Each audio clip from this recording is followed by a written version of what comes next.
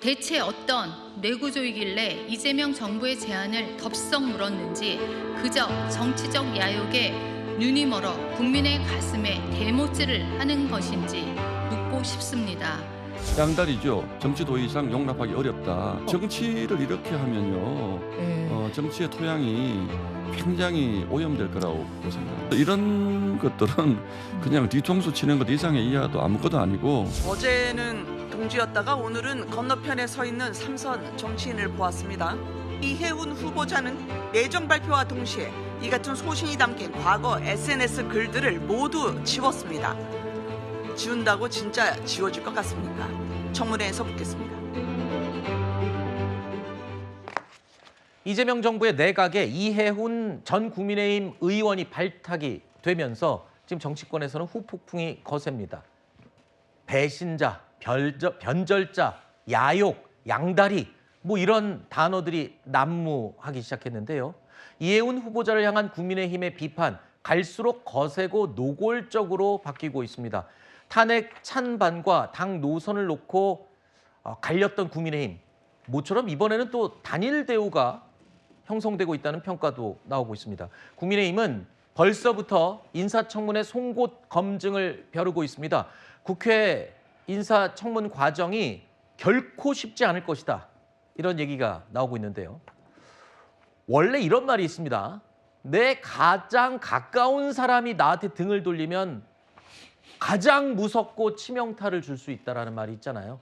이번 청문회 지금 뭐 국민의힘에서 벼르는 걸 보면 굉장히 치명타가 될 수 있다는 얘기가 굉장히 여러 번 나오고 있어요. 근데 이제 뭐 국민의힘에서 야당으로서 뭐 역할을 하는 건데 만약에 이제 국민의힘에서 그 이해훈 의원과 관련해 가지고 막 공격을 하잖아요. 네. 우리 속담에 자기 얼굴에 침 뱉기 이런 말 있잖아요. 네.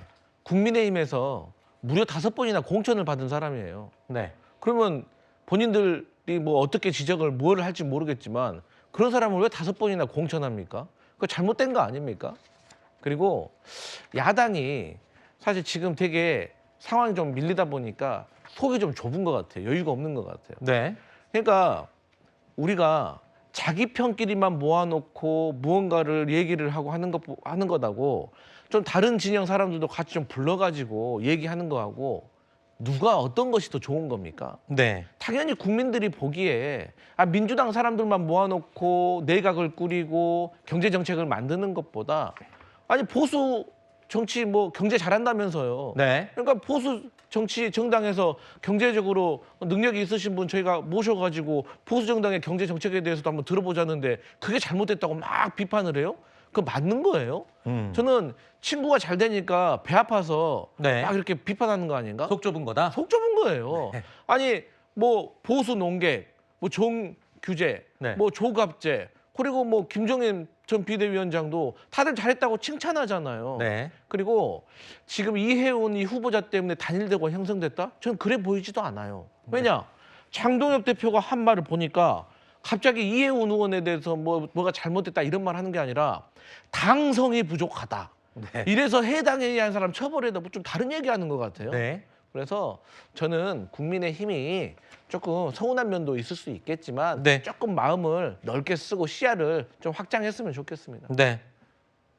일단 이해훈 후보자, 이재명 대통령이 원칙적으로 생각하는 기본소득, 자 그리고 또 현금 살포 중심의 확장 재정, 이걸 과거에 강력하게 비판을 해왔던 인물이기 때문에 자 민주당도요 정책 노선 검증에 좀 각을 세울 걸로 예상이 되는데요. 인사청문회 하여튼 굉장히 쉽지 않은 난항이 예상이 됩니다. 자 그러자 이해훈 후보자 이 과거에 또 발언했던 게 계속 회자되고 있죠. 과거에 탄핵 반대 집회에서 윤 전 대통령을 옹호했었는데 이 문제를 두고 여당에서도 공개적인 우려의 목소리가 나왔습니다. 그러자 이해훈 후보자 결국 오늘 고개를 숙이며 사과했습니다.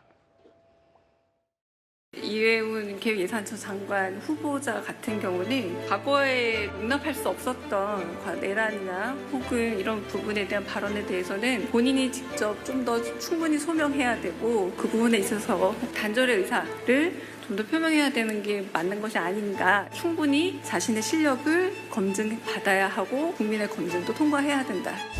1년 전 엄동설안의 내란 극복을 위해 애쓰신 모든 분들께 머리 숙여 사과드리기 위해서 오늘 이 자리에 섰습니다. 내란은 헌정사에 있어서는 안 될 분명히 잘못된 일입니다. 정당에 속해 정치를 하면서 당파성에 매몰되어 사안의 본질과 국가 공동체가 처한 위기의 실체를 놓쳤음을 오늘 솔직하게 고백합니다. 막중한 책무를 앞두고 있는 지금 과거의 실수를 덮은 채 앞으로 나아갈 수는 없다고 판단했습니다. 말이 아니라 행동과 결과로 이 사과의 무게를 증명하겠습니다. 오늘 제가 드린 말씀으로 가름이 될 것으로 기대하고 있습니다. 예상했던 것보다 거센 후폭풍이 일면서 여론의 움직임에 따라서 지명 철회 가능성도 언급이 되기도 했었는데, 자, 일단은 이은 후보자 잘못된 과거와 단절하겠다라고 공개 사과를 했습니다. 이에 앞서서 사실 이재명 대통령도 당 내부에서 우려 목소리가 나오니까 이거 본인 입으로 한번 뭐 해명할 기회를 줘야 되는 게 아니냐 이렇게 얘기를 했었거든요. 그리고 오늘 아침에 저렇게 공개 사과를 했습니다. 이 정도면 당내에서 일고 있는 그 우려 좀 잦아들 수 있을까요?